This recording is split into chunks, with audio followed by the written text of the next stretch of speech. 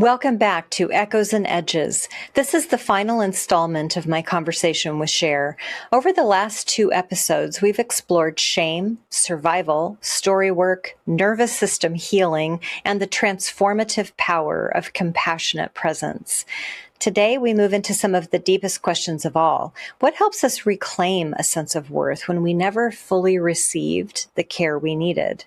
How do we begin to experience belonging after years of feeling disqualified or misunderstood? And what does healing actually look like, not as a destination, but as a way of living? Sher shares tender reflections on mothering, nature, connection, self-compassion, and the ongoing invitation to slow down long enough to receive the goodness that is already present.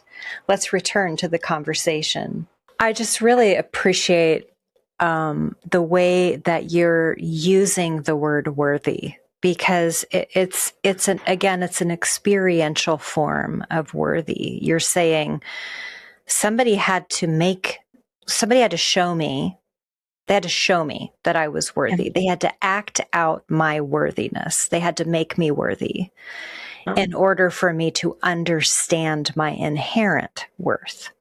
That I am worthy. And that is the work of a mother.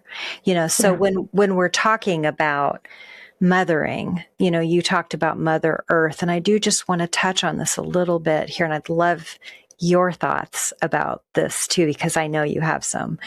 But mothering it doesn't necessarily come from the person whose womb you were held in, and hopefully it does, but it's not going to be enough. Even if that woman is the best mother, quote unquote, whatever that means, in the whole world, because there's going to be her own humanity in the mix. So when we talk about mothering, the earth mothered you. This man mothered you. This was a mothering, nurturing experience. Tell the listeners what comes to mind right there around that, and what do you mean you do that for yourself now? So you said this man mothered me, and I'll just share. When I was in first grade, kindergarten. Mm-hmm. We lived in the country. I started riding the school bus to school, and one of my sweetest memories of growing up was every morning I would get on the bus, the door would open, and this middle-aged or older man, would give the nicest, kindest smile and say, "Good morning, Sherry." Oh. That there was a motheringness to that for me that I experienced 5 days a week until I stopped riding the school bus. He was our school bus driver. And so he profoundly mothered me through one sentence that was a consistent tenderness in my life.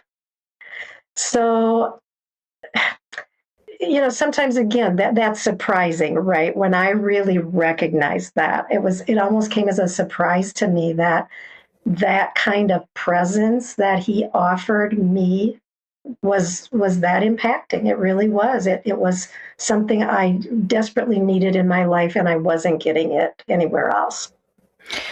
Yeah, and I don't think that that's a by the way, because how I came into story work or the healing process, at least one of the there were like 3 or 4 big things that happened around the same time. And one of them was that, I had written Bible studies on books like Ephesians.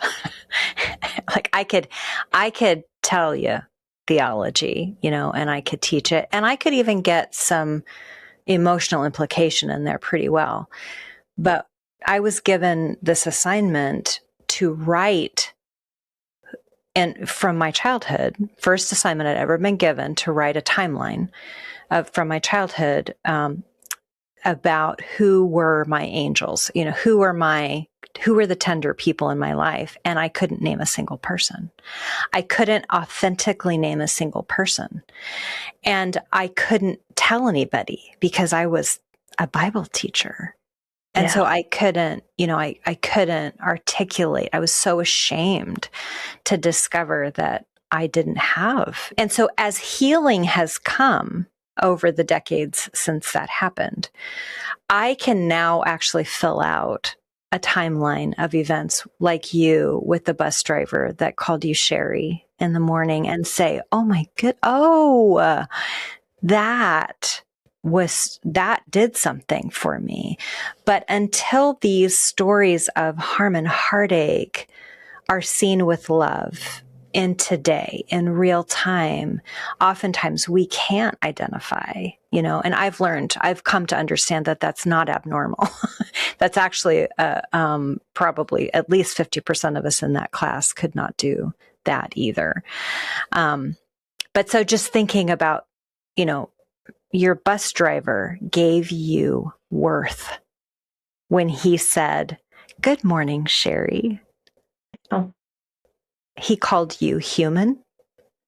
He called you worth speaking to. He called you special. I do want to put that word in there, Yeah. He saw you. He didn't look through you. Good morning, Sherry. Yeah, I love that. Thank you for sharing that story. With that idea of mothering and when there's been a lack of holding, whether it's psychologically, emotionally, or intellectually, it leaves us feeling disqualified somehow. And that's even without developmental trauma, that happens for all of us in some way. So what would you want to say to people who have that experience, which is probably everybody in some form of disqualification? What would you want them to understand about how their worth is actually formed, how who they are is actually formed? I love this question. And I love that this concept came up of being disqualified. And I do think that everyone has something that causes us to feel we blew it too big, or, we aren't enough, or we're too much. and I just feel like I wanted to say, like, I don't even believe in being disqualified. Like, I think that, what is it? Where is that concept even from? Like, what does it mean to be disqualified? It's performance, probably, right? Yeah. And so I first of all, I will just say, like, oh, for those who are struggling with feeling like they've done something or they are something that causes them to be disqualified, I will just say, like, oh, if you can turn toward that with some curiosity, where did that thought come from? And what are the circumstances? And then some compassion. And you might have to get help from someone else. I certainly did. I certainly understand, because I felt so disqualified because of my story. And it was very necessary for me to be able to expose that to someone else who then helped me understand, even understand some of the why. How did I get there? And what caused the series of events? And then being able to come to this space of recognizing that, oh, my goodness, there's so many reasons why I was there. And so many good and beautiful reasons. And so whether that's something that a person has done or what they believe they are or aren't, I think this fits. So I think there are a lot of messages out there about things that disqualify us. And I will just say, like, it's just so not true. But if we believe it, we believe it. And so the first step is find a place where you can talk with someone and have your story contained, or your who you are, where you can get a different, you can get new data into your brain that you absolutely cannot do by yourself. even though you want to. It feels we much want safer. to we want to solve this problem by ourselves, but we can't. And so I think the reality is, and this story is told throughout history over and over and over again, that the very places that we have messed up or that we feel like we've been too much or not enough, that from these very places, and then as we grow, as we heal, or as we learn, they very often become the places that we that we develop our calling, that we actually turn toward having such goodness to offer another, or such presence to be able to hold with another, or who can offer me wisdom in the areas that I have struggled except someone who has gone through it. I mean, really. And so that is the value of all of these hard things that make us feel like we are disqualified. And I just will say, for those who have a church or a biblical kind of paradigm, through that has come so much judgment and so much cursing. But I will say, if you read the words of Scripture, like over and over and over again, what do we see except how God Himself chose people who messed up?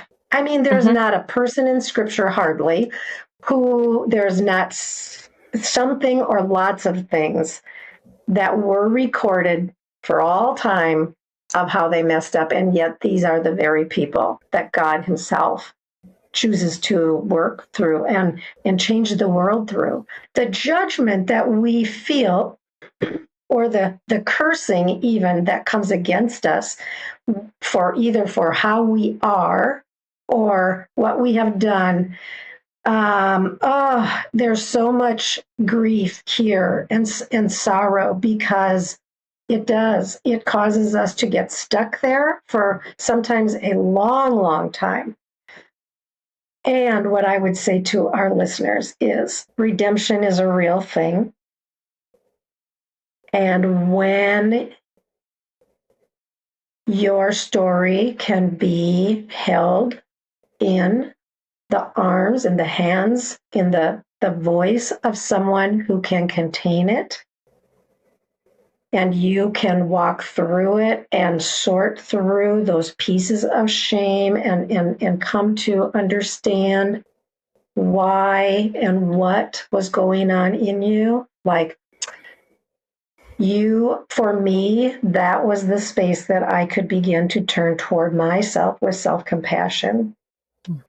And once I began to be able to hold self-compassion for myself, it enabled me then to have also so much compassion for others. And so that's where I say there's just not a place really for judgment, condemnation, cursing, and declaring somebody disqualified. And I don't care what the structure is that supports that.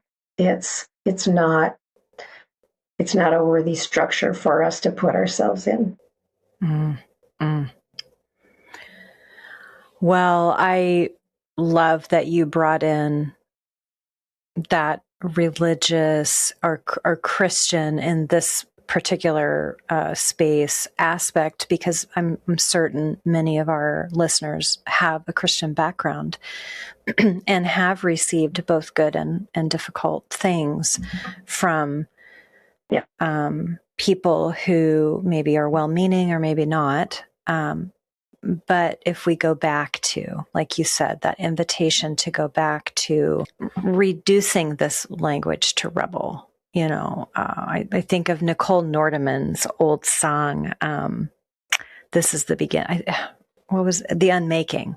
If we just unmake some of this, these towers that have been built from straw men, this idea, for instance, of disqualification, like you're talking about, back to the dirt of the story of, like Jesus and his folks just like walked in the hot dirt for miles and miles and spoke and lived, and brought love. And that's what they did.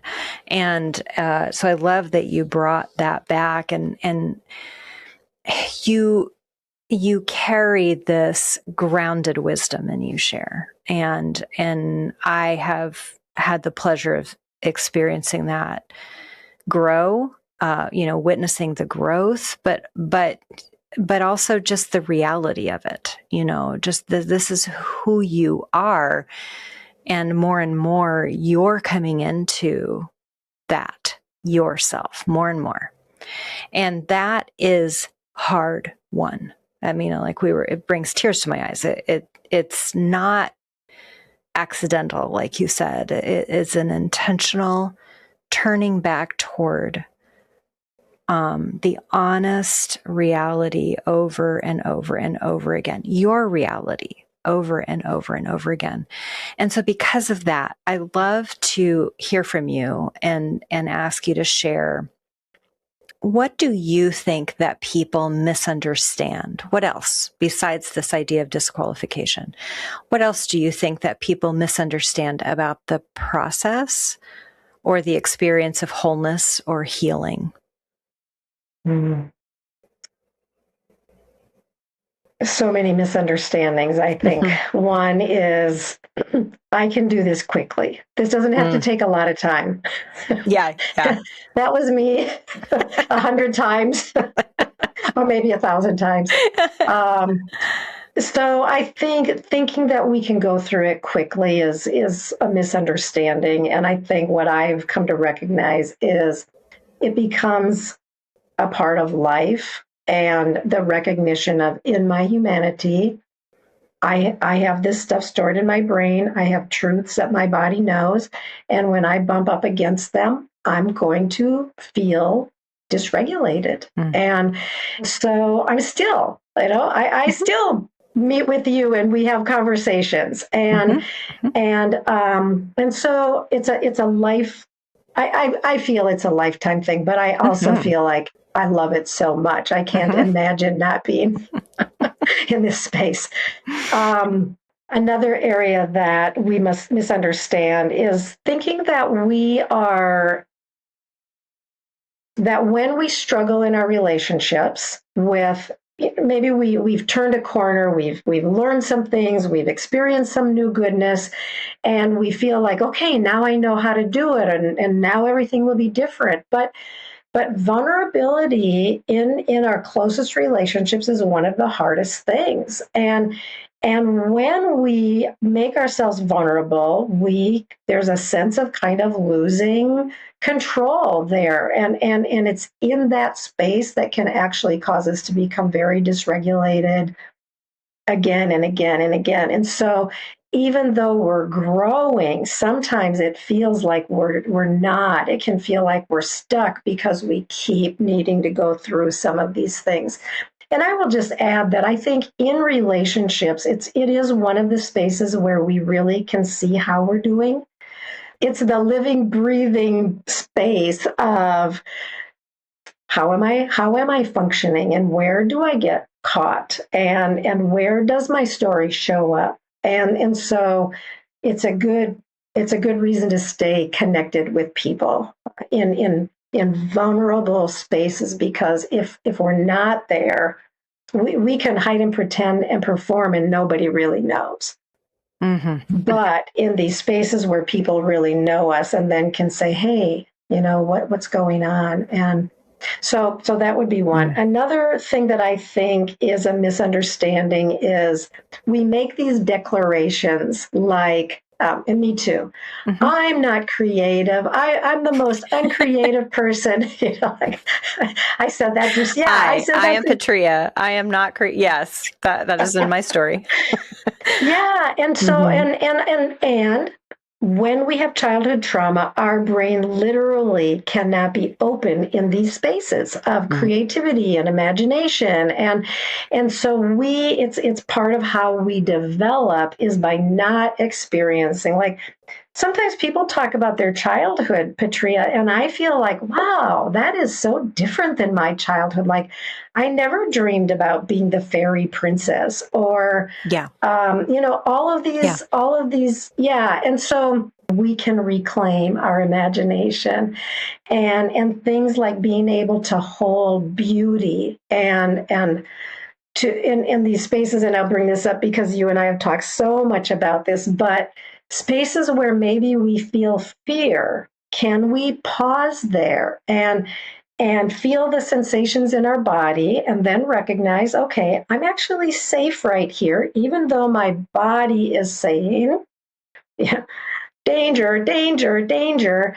And if we can pause there for a bit and recognize I'm actually safe here, what is this thing that I feel so much danger around? And can I move toward awe rather than shutting down or turning away or moving away?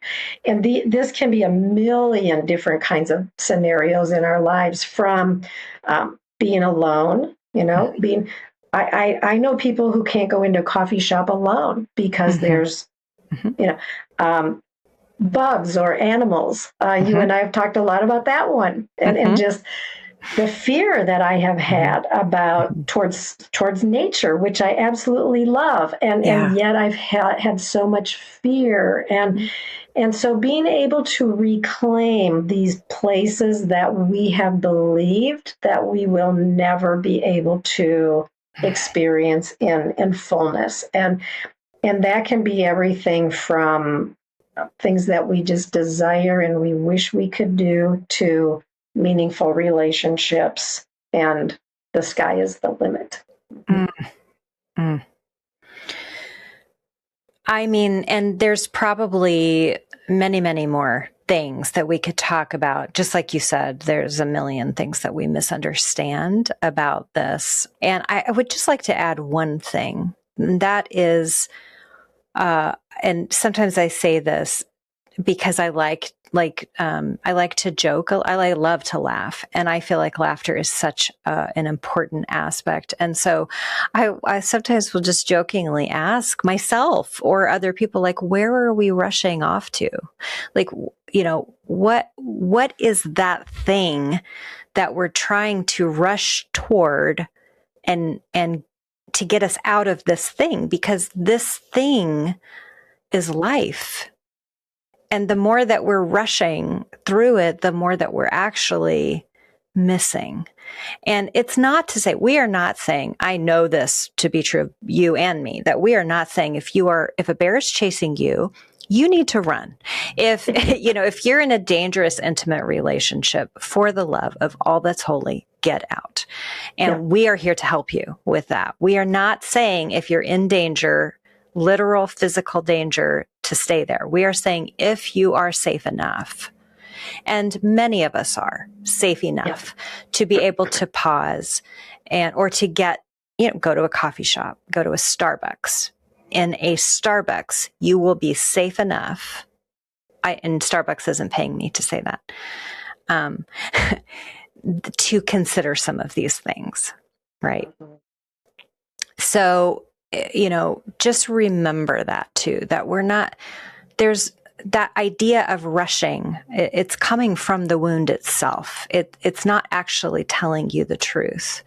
The truth actually calls us to the dirt. And by truth, I don't mean like God's truth and it's subjective truth and everybody's going to agree with it. I just mean like that's the thing that we miss in the rush, is the dirt of the experience, the power of that dynamic, even in relationship, even if it's not what we hoped or need or wish for. If we rush past it, we will miss it. Or how has it impacted you personally to not just believe that you are loved, but to come into that lived sense of I am loved? It's the space that our hearts long for. that are literally our body, our soul, our spirit longs for the sense of I am loved. Mm-hmm. And I love what you were saying about how rushing steals so much from us. And I think I am becoming so much more aware of the value of slowing down, way down, getting rid of a lot of the things in our lives that take up space that we don't need, and really tuning into what's happening in this present moment, because our trauma and our past stories of harm cause us, as you said, to rush through and in the rushing we miss. We miss ourselves, we miss others, we miss opportunities for connection with, and that might be with the earth. Being able to slow down and be in the present moment is what enables me to more fully hold this realm of what it is to be loved. I don't do it well when I'm stressed out or too busy, but when I can slow down and really ponder and hold space for myself with tenderness and really take in the gift of a conversation or a word that was offered to me or a sunrise that I saw, and really receive into my essence love, because it's really what we were made for. We were made to experience love in the wholeness of our being. Yeah. Yes. And I just want to add my favorite word, connection. Even if it's a moment of, I was just at my parents' house this last week, and there's a lot of hard, with aging and traumatic brain injury in the picture, and permanent things that are hard, but my dad and I were just talking coffee, and in a moment where you can just talk coffee and learn something together and give each other ideas, right? That's a connection. And it's not to say that it solves all the problems with my dad, or that my dad is carrying, or for me, but it gave us a connection, and it's sweet, and it's good. It's good enough, right, for what I need. And so anything you would want to add about that idea of connection, because I know we're both Enneagram 9s, and connection and love are basically the same thing, but anything else you'd want to add there? Yeah. Connection is it's love. It's almost, it's life. In a way, too. Yes. It's like we need connection for feeling alive. And that can come in moments, like you said, just that it wasn't the perfect conversation, but it was a good enough moment that there was goodness there for you. And I think there's so many of those experiences for us where we can get something that is life and goodness. Yes, it's something. It's not perfect, but it's something. Yeah. Well, Sher, thank you so much just for diving deep with me. I'm not at all surprised, but every time we dive deep, I just feel like, you bring up these nuggets of pure gold. And I just find myself full, just to the brim, of gratitude and love for you, and for the work that you do, and for the presence and nurturing that you are in the world. So thank you so much. Mm-hmm. Thank you. Those words are so meaningful to me, and and right back at you too, because the connection we have has been extremely significant for me. And so grateful for. Me too. For you. Yeah, both. As we close this beautiful conversation with Cher, I find myself lingering on a simple truth. Healing is not a project of becoming someone else. It's a process of coming home to who we've been all along. Throughout this series, we've explored story work, shame, belonging, nervous system healing, compassion, creativity, and connection. We've talked about what happens when our stories are held with tenderness instead of judgment, and how love slowly teaches us to inhabit our lives more fully. And that brings us naturally to our next conversation. Joining me next is author, therapist, and speaker Andi Kolber, whose work has profoundly shaped the way many of us understand trauma, embodiment, resilience, and healing.